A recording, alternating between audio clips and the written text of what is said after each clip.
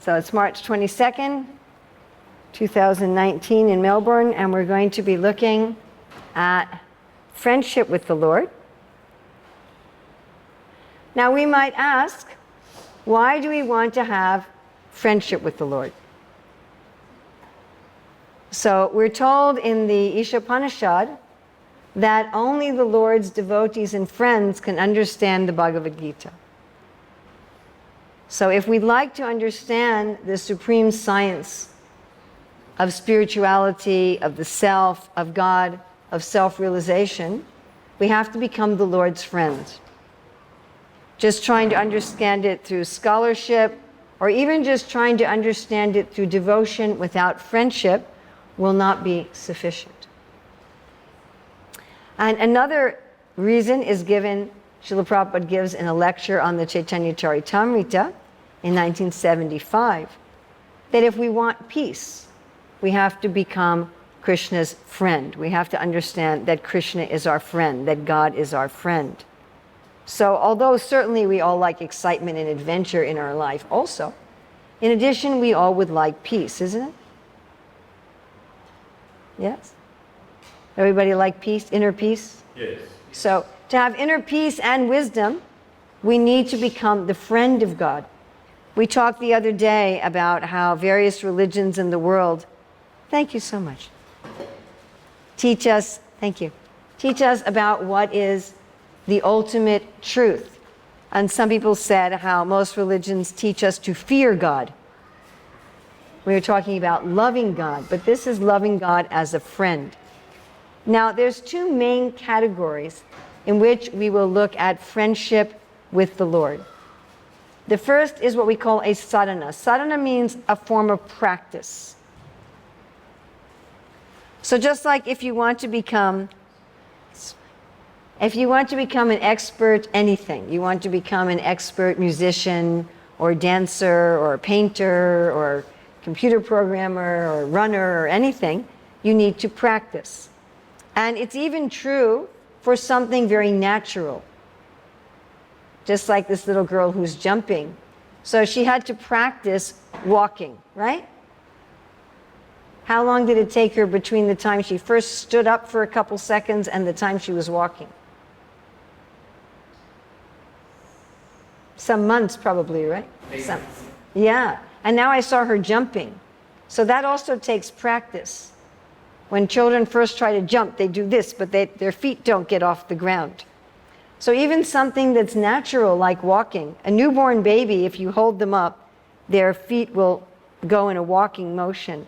So it's a natural part of the human body, but still we have to practice. Or speech, we have to practice speech. So even though love of God is natural to the self, we have to practice. This practice is called sadhana, which basically means like a repetition. So learning to be the Lord's friend can be part of our practice for perfection. And the other category is what we call a rasa for some devotees. So that's for those who are already enlightened, for those who are already liberated, for those who are already self-realized. They may have a particular relationship with the Lord as a friend. So these are two different categories of friendship with the Lord. So first we're going to look in depth, and the bulk of our presentation is on this, as friendship as a way of practicing to revive our original inherent love of God. Now this also has two divisions. The Sanskrit words are Visvasa and Mitra. And if you can't remember the Sanskrit, that's not so important. We'll be defining these as we go along. But because there really isn't an English one-word equivalent for these, we're using the Sanskrit terms. So first looking at Visvasa. Again, remember, these are things that we can deliberately practice. So Visvasa means to have strong faith or confidence in the Lord as one's benefactor. Now, one might say, well, what about the word Shraddha, which means faith? And so there really is a kind of equivalence between the Sanskrit terms Visvasa and Shraddha. But Visvasa means a particular result of Shraddha. So Shraddha means basic faith, and Visvasa means bringing about a particular kind of faith, a particular result of faith, in fact, the highest result of faith. Just like there's so many people who have faith that God exists. We spoke this morning about whether or not God exists. And the majority of people on this planet, if you ask them, does God exist, would say yes. Well, more than 50% of people on the planet have faith that God exists. But there's levels and kinds of faith. So my guess is that most people who say they believe in God don't do anything with that belief. Right? Most people say, I believe in God. Well, what do you do based on that belief? I go to church on Christmas, something like that. I give some charity. I try to be a good person. Their actions on that belief are very low. And therefore, the level of the belief they have is not very developed. Does that make sense? So this Visvasa, that I have friendship with the Lord, is the highest result of this faith, or Shraddha. So we have this very, very famous verse in the Bhagavad Gita, 5:29. The Sanskrit is Bhoktaram Yagatapasam Sarvalokam Maheshwaram Suvadam Sarvabhutanam Yatramam Shanti Michati. Which basically says, the translation, someone who's in full consciousness of me, knowing me to be the benefactor and well-wisher of all living entities, attains peace from the pangs of material miseries. So if you want peace, you have this faith that God is my benefactor. He is my well-wisher. We also talked this morning about how the one argument in favor of atheism is that people seem to suffer unfairly. And I think many times when the person who's suffering is me, it's difficult to think of God as my benefactor, isn't it? That's not only when people lose faith in the existence of God, but when they lose faith in the idea that God cares about them. If I think, well, I've been a good person, I've been a moral person, I've been even a religious person, and yet I'm suffering this disease, or I'm suffering this financial difficulty, or family difficulty, or job difficulty, or whatever it may be, or someone very dear to me is suffering, someone very dear to me was killed, or is very ill, or something like that, or I've been defamed.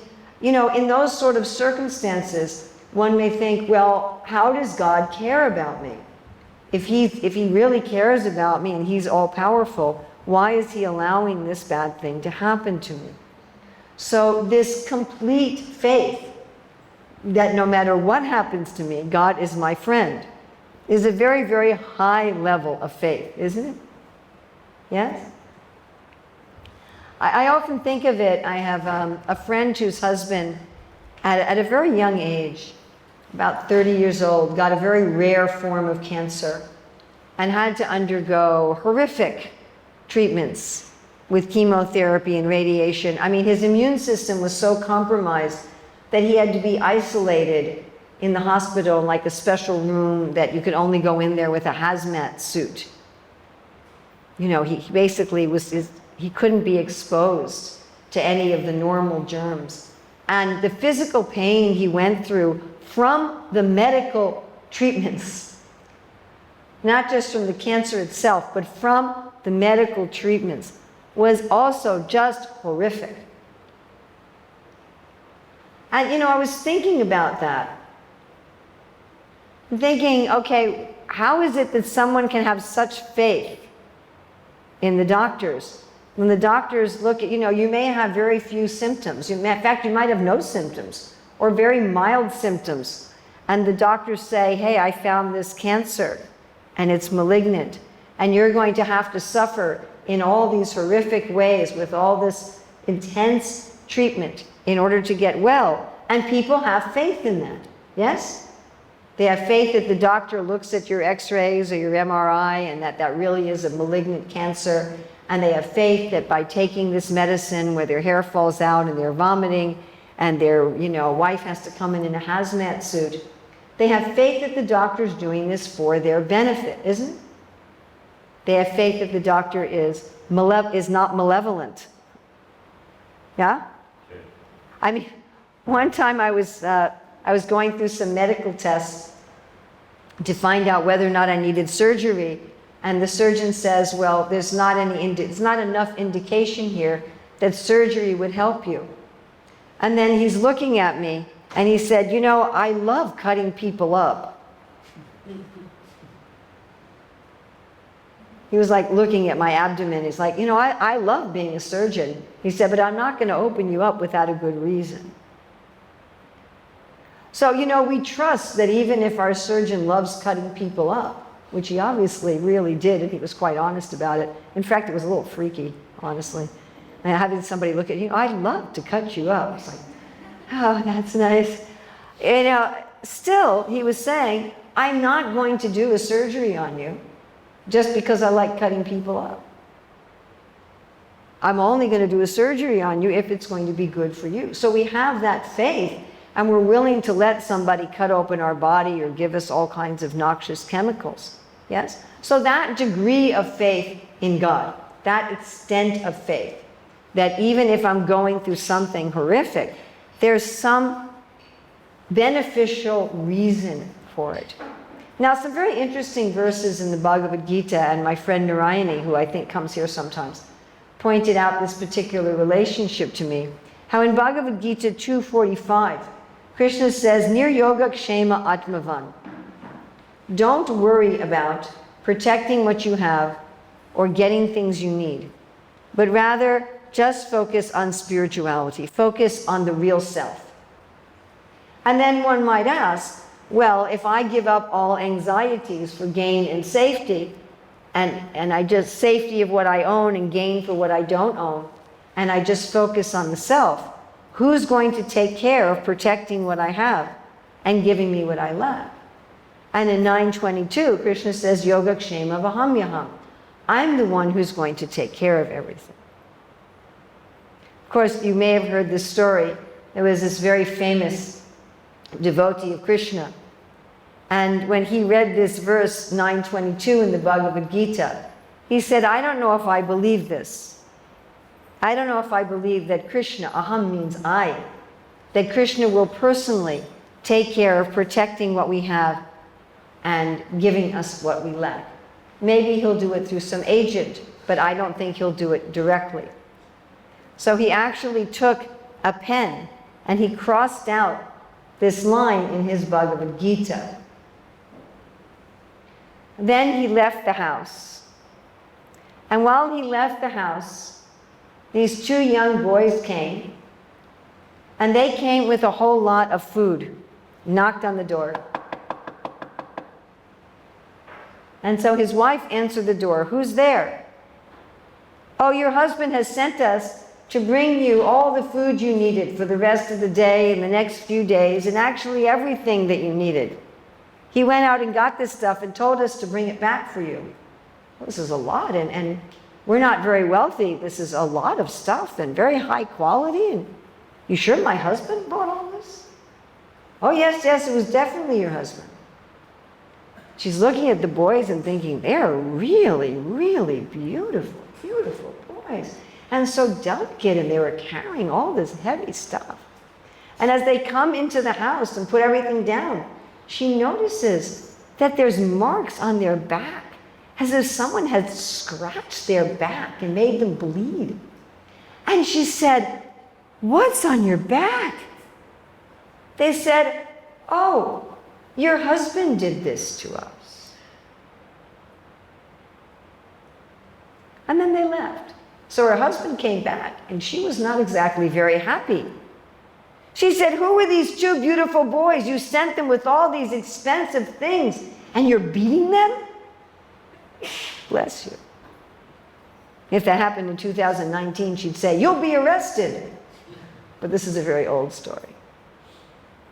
And he said, please tell me what they look like. And she described them, and he said, that was Krishna and Balaram. And then he could understand that when he marked out the verse in the Bhagavad Gita, it was the same as scratching them on their back. and that they had indeed provided everything that he could need, that he could want, and had done so personally.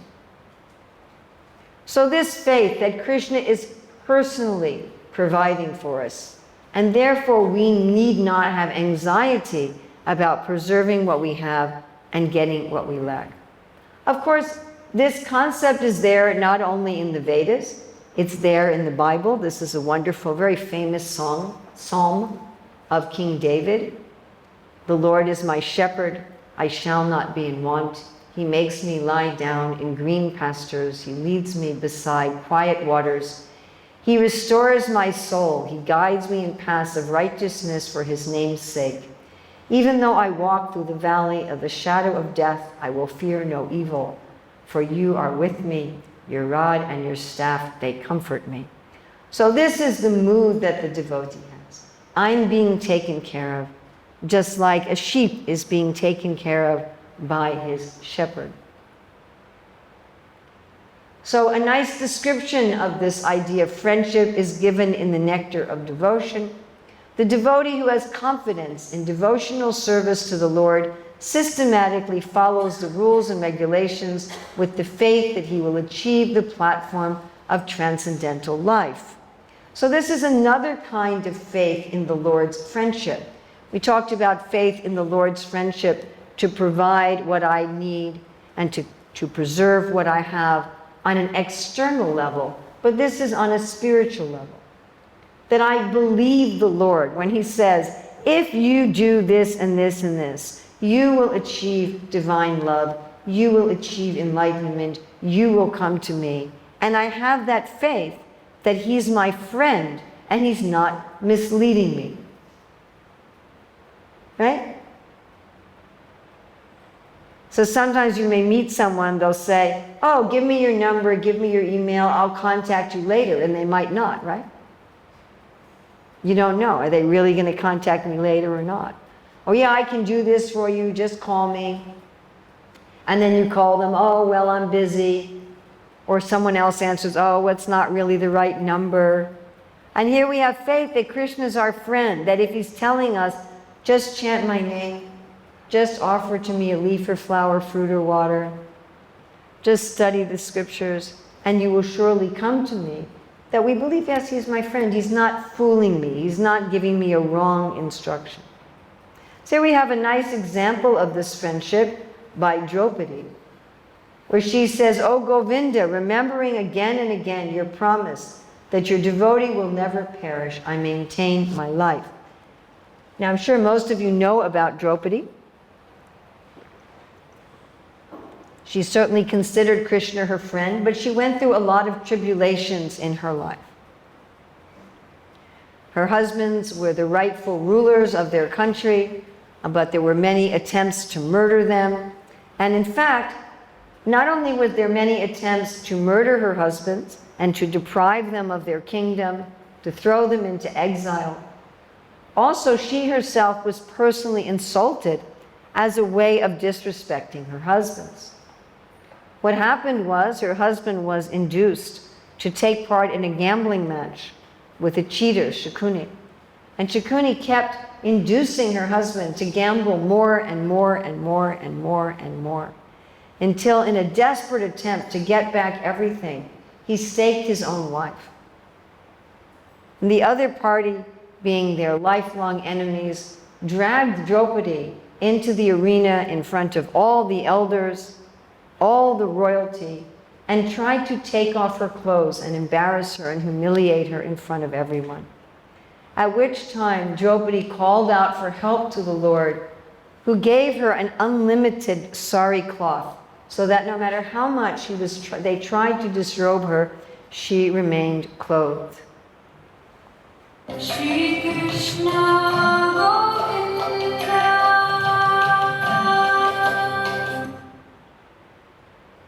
So Draupadi simply called out, Govinda, save me. Her husbands couldn't save her. The royalty couldn't save her. None of the sages could save her, but Krishna saved her.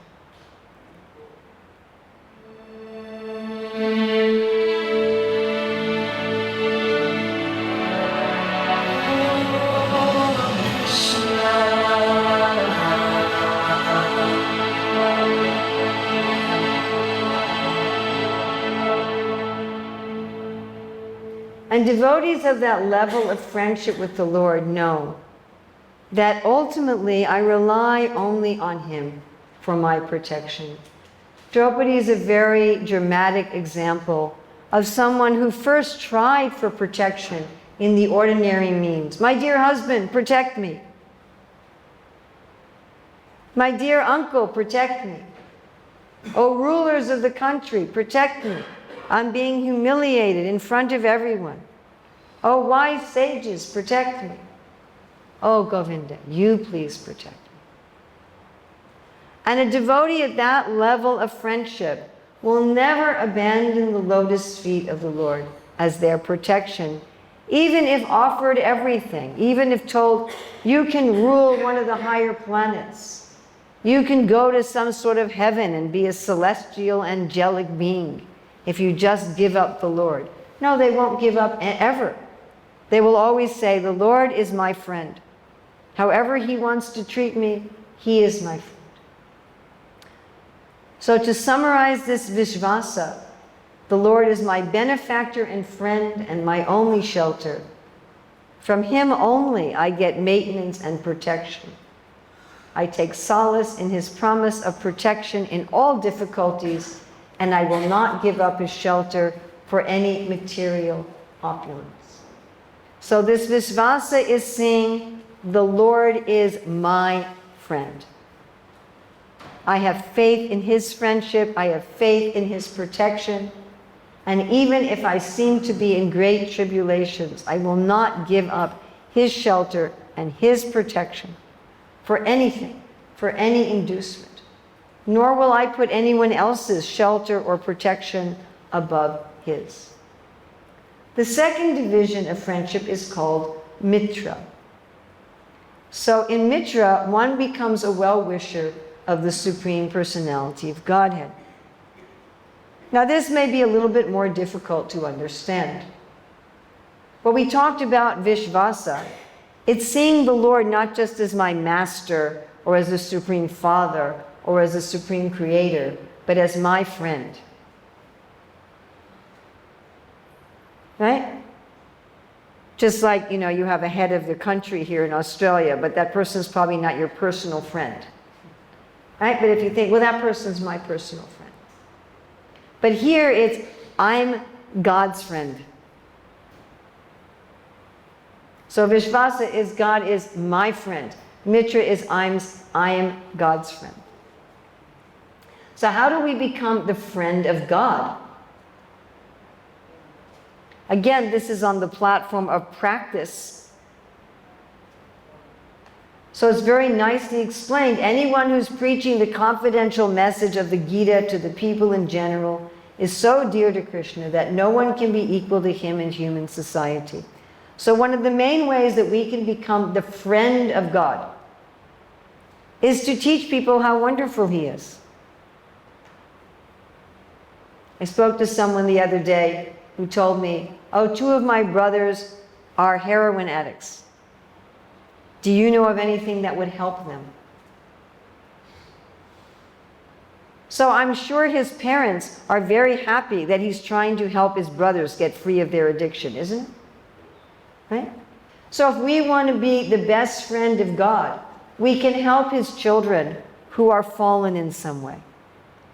We can help His children who are suffering, who are addicted to things, who are engaged in ways of living, ways of thinking, ways of being that are causing suffering to themselves and others. And that is the best way to become the friend of God.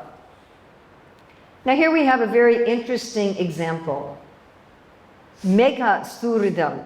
Rida means heart. Su means very or very dear. Megha means clouds. The clouds are very dear to the heart of Krishna. So why? One reason is they have the same color. Krishna's transcendental color is often compared to that of a cloud. But another reason that Krishna is accepted as the friend of the cloud, that the clouds and Krishna have a friendly relationship, is that both of them satisfy the people. When there's excessive heat, the clouds with rain cool down the atmosphere. And in the same way, when we're burning in materialistic life, when we're not happy, we've tried so many ways to be happy in the world. And still we have a burning dissatisfaction. Krishna satisfies us with transcendental knowledge. So like the cloud satisfies people with rain, Krishna satisfies people with knowledge. Therefore, the cloud is considered to be a friend. This is further explained that there's like this burning fire of samsara, or repeated birth and death. And forest fires just happen automatically, right? Nobody can put out a forest fire very easily. In America, in the West Coast, most years we have forest fires. Terrible, terrible fires that many, many fire departments come and struggle and struggle and struggle to put out the fire. But if there is a cloud of rain, the fire automatically goes out, right? No matter how bad the fire is, if there's torrential pouring rain, the fire is put out. So no matter how much we are suffering in this world, when there's a rain of mercy from the Lord, that suffering is relieved. And in the same way, anybody who acts like a cloud, the cloud draws out water from the ocean. The ocean is compared to Krishna himself. And if we can be like the cloud that draws out that water from the ocean of Krishna and pours it on the suffering people to relieve them, then we become like Krishna's friend. So this is the way that we can be the friend of the Lord. Now, when Krishna was on this planet 5,000 years ago, the cloud was also Krishna's friend in a very personal way. Not to congratulate with superior friend in the cloud, instead of pouring water, begin to pour a small pillar of cloud-like snow and over the head of Krishna, just like umbrella, to protect him from the scorching sunshine. So the cloud is also considered to be a friend of the Lord in a very, very personal way. And we can also be the friend of the Lord like that, in the worship of the deity, in our worship of the holy name. We can make a sacred place, an altar in our home, and provide a nice place for Krishna to be. We can provide a nice place in our heart. Prabhupada says chanting Hare Krishna means you make a diamond throne in your heart. He said you imagine, he used the words imagine. He said you imagine a diamond throne in your heart and that Krishna is sitting there and you're bathing him in Ganga and Jamuna water. And he said this is not false, it is real. Krishna accepts it. So we can also offer personal service to the Lord and in that way be a personal friend like the crowd. So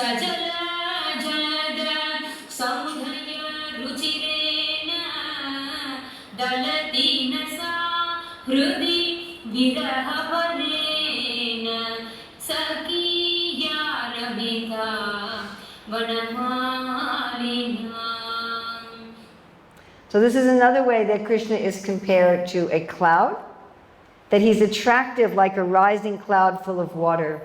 This indicates his ever-fresh nature, his attractiveness, his ability to destroy pain, his affection, his ability to cause increase, and his nature of being full of rasa. Rasa means the taste or the enjoyment that one gets from anything. So just like a cloud is like this with water, so Krishna is also like this. So in regard to worshiping the Lord as a friend, it says that sometimes a devotee will want to live in the temple for the purpose of rendering personal service. So like we have many people here who live in the ashram, and why are they living in the ashram? So that they can do personal service for the Lord as a friend.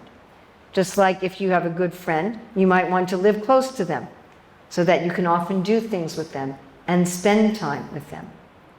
Now, sometimes in a mood of friendship, a person is feeling such familiarity that they'll even lie down in the temple.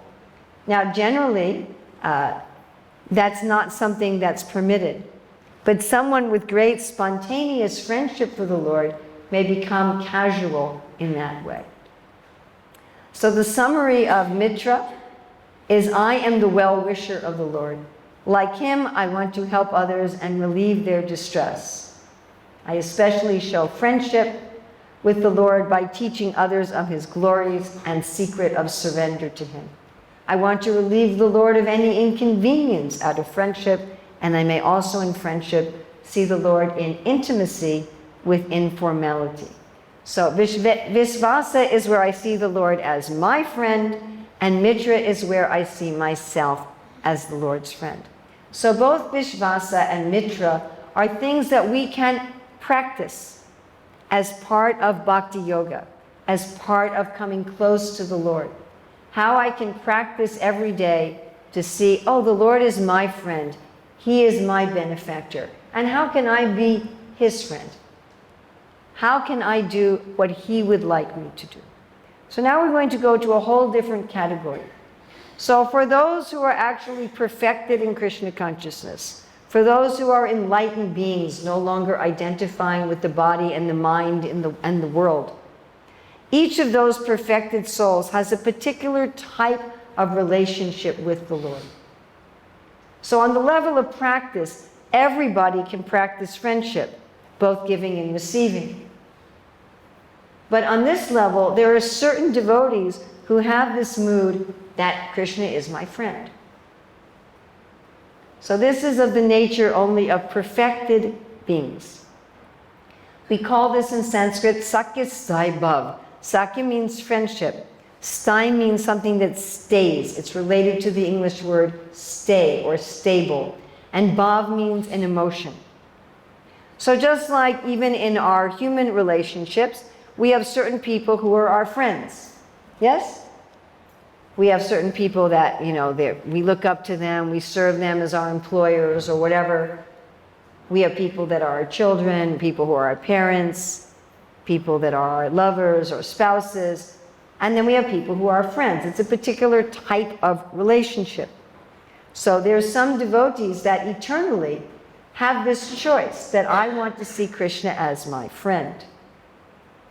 So the description of this mood of elevated love for Krishna is, I offer my respects to the friends of Krishna who serve him with deep trust, without restriction, without fear, while thinking that he is their equal. So when we're talking about practice bhakti, of seeing God as my friend and I am Krishna's friend, in that practice bhakti, one's not seeing the Lord as one's equal. Even though one's thinking, I'm God's friend, it's not like a buddy. You understand? But for these perfected souls who are fully enlightened, they're actually seeing God as a buddy. They're seeing that God is just completely equal to them. In fact, generally they forget that he's God.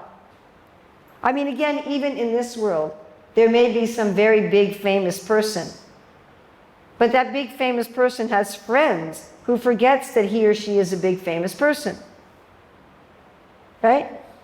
You may be some, multi-millionaire, billionaire, but I'm sure even the biggest billionaires, when Bill Gates, I'm sure he's got friends who forget that he's rich and famous. He's just their friend Bill.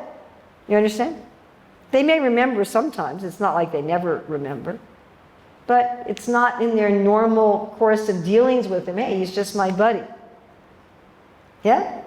So there are people who in their state of enlightenment and love, they basically forget that Krishna is God. They just think, oh, he's my friend. So there's two main categories of Krishna's friends. Those who are in the city and those who are in Vraja. So in Krishna's spiritual world, in the ultimate heaven, so most religions talk about God has his world, God has his heaven, but most people don't know much about it. Isn't that right? What goes on in heaven? I don't know. There's a bunch of angels singing Gloria, Gloria. What do people do there? Or somebody thinks that in heaven God is judging everybody, after you die. I remember seeing this one Christian pamphlet.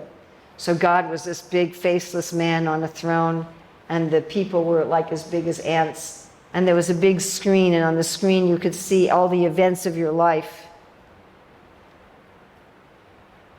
And then God sang, Okay, you go to heaven, you go to hell, you go to heaven, you go to hell. And people were thinking that's what God does all day in heaven. You know, he just sits up there in heaven judging people. Or maybe he just sits up there all day listening to the angels blow their trumpets and play harps or something like that. So in the Vedas, there's detailed descriptions of Vaikuntha, the realm without anxiety, the spiritual world. And there's much of it that's like grandiose cities. And then there's parts of it that are like secluded, beautiful country atmosphere. And it's explained that Krishna has his different manifestations in each of these places. Now, these are not like the cities and the country, the rural areas of this world. Everything is fully conscious. Right? The water is alive. The buildings are alive.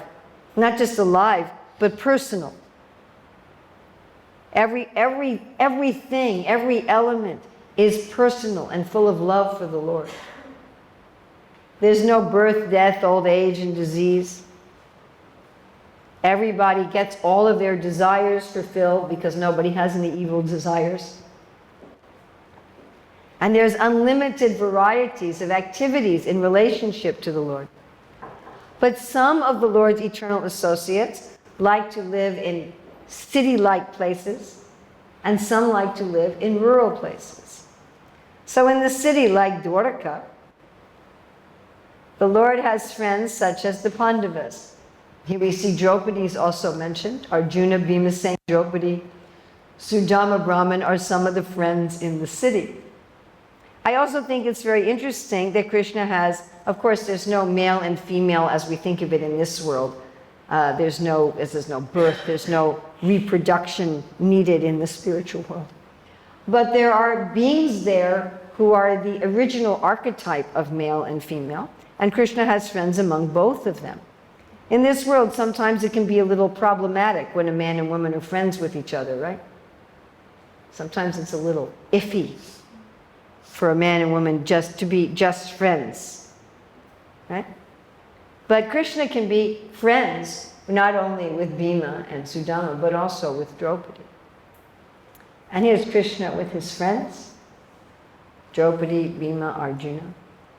So of course the Bhagavad Gita was spoken to Krishna's dear friend, Arjuna. And as we said in the very beginning, it's only through having friendship, at least on the platform of practice, that one can understand the Bhagavad Gita. Let's look at one of the most famous and wonderful verses where Krishna talks about his friendship with Arjuna.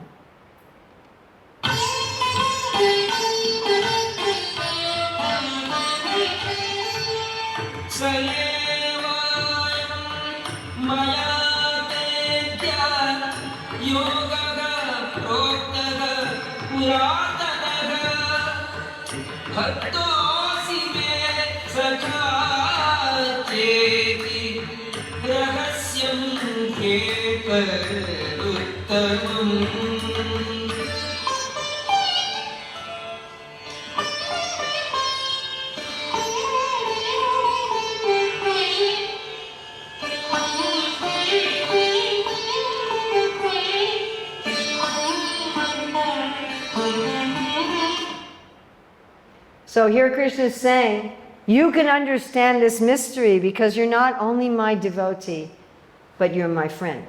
Let's think about that for a minute. Could you be devoted to someone without being their friend? No, you don't think so. Couldn't you be devoted to somebody for an ulterior motive? Yeah. So there's many people in the world who are very devoted to God, but are not his friend.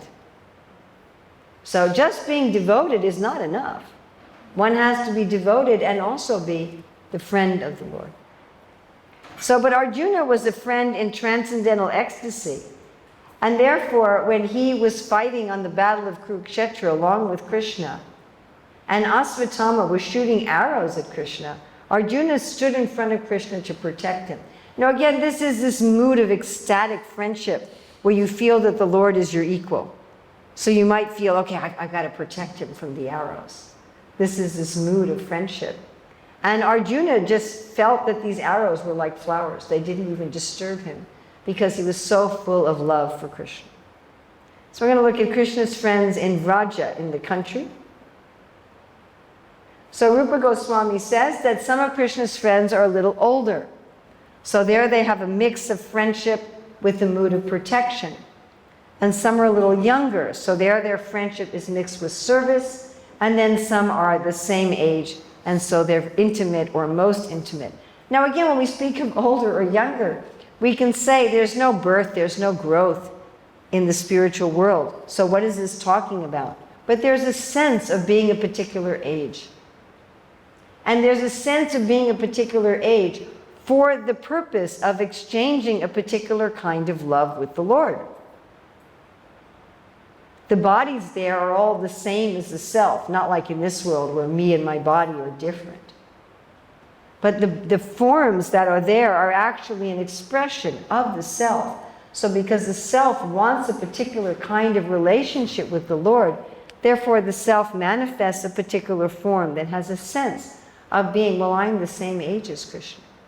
I mean, how can you say how old Krishna is? He's eternal. He's timeless. The soul is timeless. But there's this sense in this personal relationship. So there are some examples of these personalities. Mandali Bhadra and Balabhadra appear to be a little older than Krishna to protect him. And then friends like Devaprastha, and confidential friends like Sridama and Sudama, and then very intimate friends like Subal and Ujjvala. Along with other coward boys, Krishna and Balaram went to the pasturing ground. Tending the calves, they sometimes danced with their ankle bells, making a tinkling sound. Sometimes they imitated bulls and calves by covering themselves with blankets. They imitated sounds of animals and birds, enjoying their childhood pastimes, apparently like ordinary children. So we have this beautiful quote about Krishna's love for these intimate friends. He once said to Balaram, my dear brother, when my companions were being devoured by the Aghasura, hot tears poured down from my eyes, and as they were washing my cheeks, my dear elder brother, for at least one moment, I completely lost myself. So how much love the Lord is feeling for these devotees in intimate friendship. And how do they feel about him? You have spent 7 nights standing constantly without sleep, holding up Govardhan. You must be very tired. Oh, my friend Krishna, throw the mountain unto Sridama's hands. Our minds are very disturbed seeing you in this condition, or at least place the mountain in your right hand. Then we will be able to massage your left hand. So again, they're thinking in this intimate equality of friendship. So these friends of Krishna, their feeling of friendship is stimulated by Krishna himself, the other friends, his age, his beauty, his bugle, his flute, his conch shell, his pleasing attitude. All of these induce them to feel Krishna is my friend. So to summarize, there's friendship as a practice, friendship as a discipline, one could say. Friendship as a means to attain enlightenment. And this is in 2 categories. Visvasa. The Lord is my friend. I trust him. I trust God. I trust that he's going to take care of me. I trust everything he's doing is for my benefit. And I will not give up my trust in him for anything. And then he can trust me. God can trust me. I'm going to try to make him happy. I'm going to try to please him. I'm going to try to do what will be pleasing and happy for him. And then for those who've already attained enlightenment, some may choose to see the Lord as their intimate friend. And those are a little bit more formal situation in the city, like Draupadi and Bhima and Arjuna, and those more casually in the country of Vraja, the older ones who also feel protective, those of the same age who feel total equality, and the younger ones who feel a mood of service. So I hope you enjoyed this presentation on friendship. We could take 5 minutes if anyone has questions or comments. And again, thank you for your patience with my coming in a little late and all of our myriad technical difficulties. Questions, comments?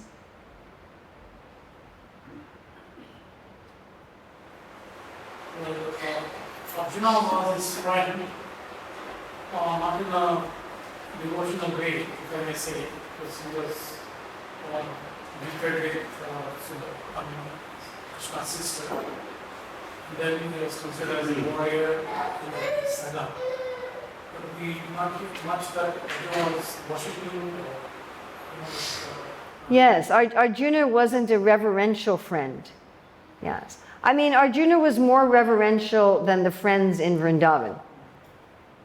And one of our evidences for this is that when Arjuna saw the universal form, he became afraid and reverential. Whereas, say, when Yasoda saw the universal form, she didn't.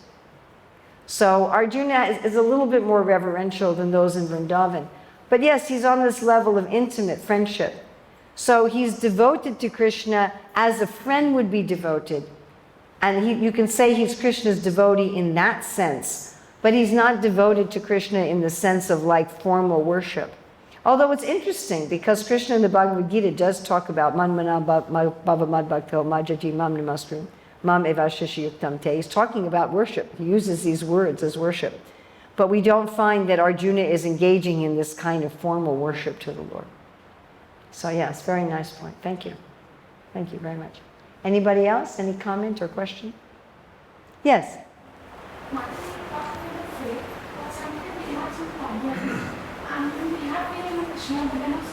So many things to solve the problems. Like our intention is to take the problem that is a solution and solve it. So how do you come up with it? Okay, let me try to understand your question. So you said we have faith in Krishna, but when we have so many problems, we do many things to solve the problems? And what was your next point? And my intention is like there is a problem, there is a solution, please come and do this. So how to get that faith? We can't hold our hands and then sit down and come and do this. Okay, so what I think you're saying is, does faith in Krishna mean that we don't do anything else except say, Krishna solved my problem? Well, but that's not what Krishna says to Arjuna. Krishna doesn't say to Arjuna, okay, there's a war going on here. Why don't you go to sleep on the chariot and I'll just take care of everything? Now, it's interesting that Krishna actually shows him in the universal form. He says, here's the future. He said, in the future, you will see that all these warriors that you're worried about on the other side are all going to be killed in this battle, in this war. You will win the war. He said, it's already decided. And then he says, now get up and fight. I want to ask you a question. Do people read books or watch movies where they already know who's going to win?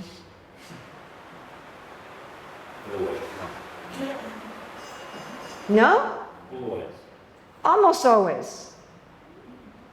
When I was a kid, I used to watch Superman on TV. Do you think Superman's ever going to lose? Then there would be no show next week.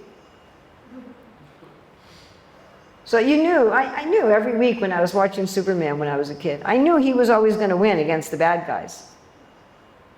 They weren't going to kill off Superman. I don't know, maybe, do they kill off Superman now in the movie? But I still like the show. I didn't like Batman, I don't know. My friends like Batman, I found that really boring. But I like Superman. I have no idea why. I don't know, I was a little kid. But I still found it interesting, even though I knew he was going to win.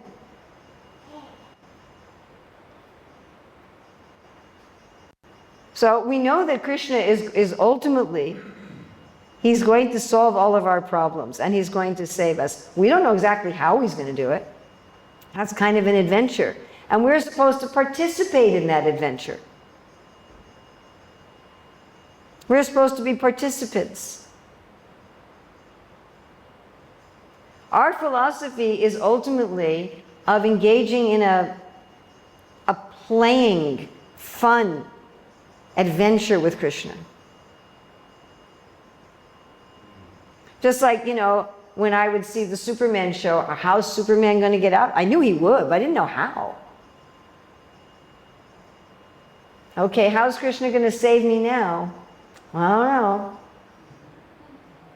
That doesn't mean if you cut your finger, you just look at it and go, okay, Krishna, take out a bandage and put it on your finger.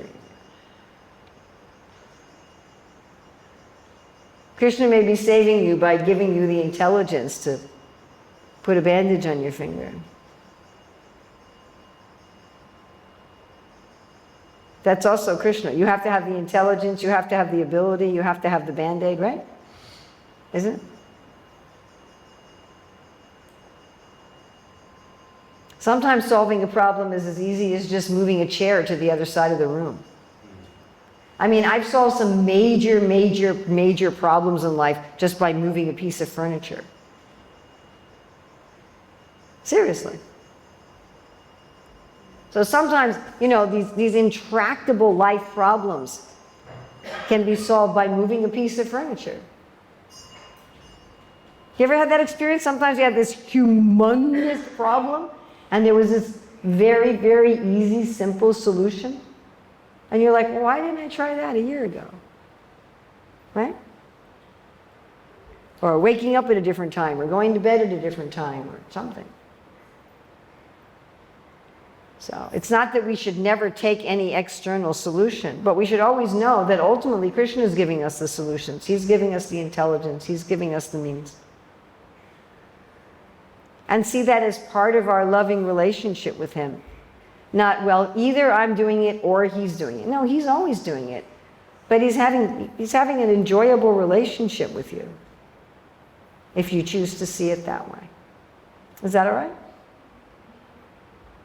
Excellent question, by the way. Yes, sir. Mataji, how do they understand that because there are various rasas, right? So you were talking Various rasas, like Sankhya ras, right? You were talking most. Various rasas, yes. Yeah. So how do you understand that we will only develop that Sankhya ras or the friendship with the Lord? Because there are like Dasya ras or Shanta ras. Well, that depends on you. How do you understand that? In which rasa or how do we develop that relationship? It awakens spontaneously at a certain point of purification. So, if you want to think of something material, okay? So, materially speaking, like when you're a child, you have some idea when you're a child that when you grow up, you'll probably get married, you'll probably have a job, right? And maybe when you're 5 years old, you know what you want to do, and that's what you do. Maybe when you're 5 years old, you think, I want to be a firefighter, and you actually become a firefighter. But a lot of kids, when they're 5, think they want to be a firefighter, and once they get to be 13 or 14, they don't want to be a firefighter at all. Once they start to mature, they realize that their interests are different. Right? And it's not until you hit a certain age that you really have a romantic interest. So in a sort of similar way, we have to reach a certain stage of spiritual maturity, and then our natural, already existing desire to relate with the Lord in a certain way comes out. It was already there. It's not that it wasn't there, but until we reach a certain stage of purity, we don't really see it. And maybe another example I can give, it's like, let's say that you had a room that was really cluttered with stuff. Someone had just used it as a storage room. Actually, this happened to me when my husband and I first went to the temple in Detroit. So we were looking for a room where we could take care of the children in the morning, do a little program with the children when all the other adults were in the program. So we found a room on the downstairs floor that was just full of storage. And we asked permission from the temple president, can we clean out this room? It took us a couple weeks. We took all the old stuff out of the room. It was just full of junk. And we cleaned it. Of course, after we did that, the temple president came and said, this is a really nice room. I think I'm going to use it for, and we didn't get to use it for what we wanted to use it for. But my point is, while it was full of stuff, the temple president thought that the room was worthless. And he's like, sure, take it and use it for whatever you wanted. And after it was cleaned out, immediately he could understand, oh, I like to use this room for something else. So when we're materially contaminated, our heart is just like this room that's been used as a storage room. And unfortunately, the things that it's been storing are not very nice. It's been storing our lust, anger, envy, greed, illusion, grief, fear, I mean, all this kind of stuff. And so that's what's in there, and it's all kind of dirty and disgusting. And so you really can't see what the heart looks like. You can't see what yourself looks like. It's all stuff there. You know, and as you start clearing it out, you start, oh, wow, this is a really nice heart I've got here. You know, I'm actually a soul. I'm really a wonderful soul. And you start seeing who you are. Not just I'm a soul, I'm a spiritual being, but you start awakening particular feelings for Krishna. So that can't be forced. You can't imagine that. You can't really look at the room full of gunk and think, well, I think it looks like that. You know, you have to be a little patient as the stuff is removed. One day it will just happen. One day there'll be this overwhelming feeling for Krishna in a particular mood. And you'll be like, oh, that's how I feel about Krishna. Okay, thank you very much. On the same subject, Yes. as we get more and more purified, do our rasa also changes? No. Thank you for that question. Does your rasa change? No. The particular relationship we have with Krishna is an eternal relationship. At the same time, it's our choice. It's not assigned to us. You know, not like in some of those communist countries where they just said, you know, well, we don't have enough welders, so you be a welder. But I don't want to be a welder. I want to be a musician. You know, or I hope I don't offend any of you who are from India, but it's like, I think sometimes the Indians think there's only like, you know, IT specialist, doctor, finance manager. Those are the only professions in the world. You know, and God forbid if your kid says, I want to be a musician, or I want to be a teacher, or something like that. So it's not like that. I mean, I know a friend who was brought up in India, now he's like 50, and he was, you know, worked as an IT specialist. He said, you know, I always wanted to be a teacher, but my parents forced me into a tech career. Now I'm finally going to get to be a teacher. So it's not like that. It's not like Krishna says, okay, friend, servant, cow, lover, that's what you're getting. But I don't want to be that. I want to be something else. Sorry, no opportunity for you. That's just what you are. It's not like that. It's the choice of the soul. But it's an eternal choice. So that's a little hard to wrap our heads around. On the same subject, Oh, by the way, before you ask, I might answer that with this question. So, you know, Krishna can expand himself unlimitedly in unlimited forms. So a liberated soul can also expand themselves. Not to the extent of Krishna. And a soul can have different relationships with different forms of Krishna simultaneously. So just like we have people who are in servitude to Ramchandra as monkeys and in friendship with Krishna as cowherd boys, the same soul exists in more than one place. I always wanted to do that when I was in school. It was one of my great desires. I thought, I wish I could be in school, because I didn't want to get bad grades. My parents would never have accepted that. You know, I was in one of those kind of families where you had to get all A's. So I wanted to be in school so that I could do well in school, but I wanted to expand myself and have another form that went to the beach. So I could be at the beach and in school at the same time. So actually an enlightened soul can do that. Do you still have a question? Yes. on the same subject again, when Krishnas are calling various leelas, it appears that it's assigning roles to his devotees to do different parts of it. No. Like they said, Krishna directly applied the partners in Krishna. No, but that's their agreement. It's not that he had to. It's not that Krishna says, you've got to do this, like it or not, too bad. Why would you want to love a God like that anyway? You know, these devotees have this mood, Lord, I'll do anything for you. And he's like, well, all right, I need someone to show a bad example. I need somebody who's such a great personality that if they show a bad example, it won't give anyone else an excuse. And if you do this, you may be criticized for this for thousands and thousands of years. If it'll serve your purpose, I'll be willing to do that.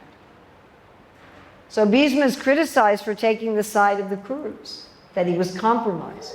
Of course, it was also their enjoyment, Krishna and Bhishma, with their fighting on the battlefield. So there was also something happening on a completely different level of reality. So there were layers of understandings to that. In your classroom, if you were performing a drama, you assign various roles to various players. Well, I mean, I used to do dramas with the little children. I ran a nursery school for many years, preschool, like age 2 to 5. So we would just do dramas among ourselves, not on the stage. I had a bunch of scrap pieces of cloth and makeup and wigs and, assorted paraphernalia. So I would just say, okay, today we're going to do Krishna kidnaps Rukmini. Okay, who wants to be Krishna?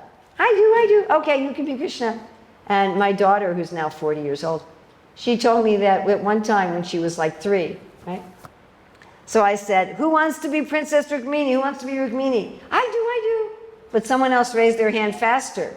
So I said, okay, you can do it. And she was like, I didn't know this until, she was like 35. She told me the story. But it happened when she was 3. And she was like, oh, I didn't get played to be Rukmini. So Rukmini had a brother named Rukmi. And he's the bad guy in the story. That's why Krishna had to kidnap Rukmini to get away from Rukmi. So then I said, who wants to play Rukmi? And she said she thought that I was saying Rukmini again. And she thought, oh, maybe I didn't hear her right the first time. Maybe she didn't really, now she's asking, oh, me, okay, you can be Rukmi. Oh, no. I just volunteered to be Rukmi. So don't worry, it's not like that. Don't worry, it's not like that. You don't like sign up for something and then go, oh no, I thought Krishna said something else. What did I just sign up for? Don't worry about it. It's about love. It's about love, and it's about freedom, and it's about voluntary. It's not force. Love isn't force. So this is above the platform of liberation. What does liberation mean? Liberation means freedom. There's no force. At all. There's just never any force. There's not even indirect force. There's not even, manipulation. Whereas, in this existence, we're constantly trying to force, manipulate, cajole, bewilder people into doing what we want them to do. There's so many books and seminars, how to convince people to do what you want them to do. How to convince them to buy your product, buy your service, believe in your political position, believe in your religious position, isn't it? Do their homework, cut the lawn, cook a nice dinner, whatever it is, We're trying to behave in such a way that other people will do what we have in mind for them. So it's very hard for us to understand loving relationships where that's absolutely, completely absent. Nobody is manipulating or forcing or anybody to do anything. Everything is being done voluntarily out of spontaneous, genuine love. So it's a little hard for us to wrap our head around that. And because of that, we have some fear to see Krishna as our friend. We think, well, maybe he's not really my friend. Maybe he's going to sign something to me I don't like. Maybe he's going to ask me to play a role where I'll be embarrassed for the next 5,000 years. And I'm just going to have to say yes because I'm his devotee, but I won't want to. So I don't know if I can trust him as my friend. Is he really my friend? Meanwhile, Krishna's looking at us and saying, can I really trust you as my friend? You know, I think we worry a lot about how much we can trust him and not quite enough about whether or not he can trust us. Was there anybody else? It's almost 9 o'clock. So. Yes? How can we increase our faith? That's a very good question. Well, first of all, you can hang around with people who have a little bit more faith than you. And the other thing is that you can test a little bit, just ever so slightly push the borders of your faith, just ever so slightly, and see what happens. And then you'll gain more faith, and then you can push the borders just a little bit, ever so slightly. And gradually, your faith will increase. Thank you very much. Srila Prabhupada Ki Jai.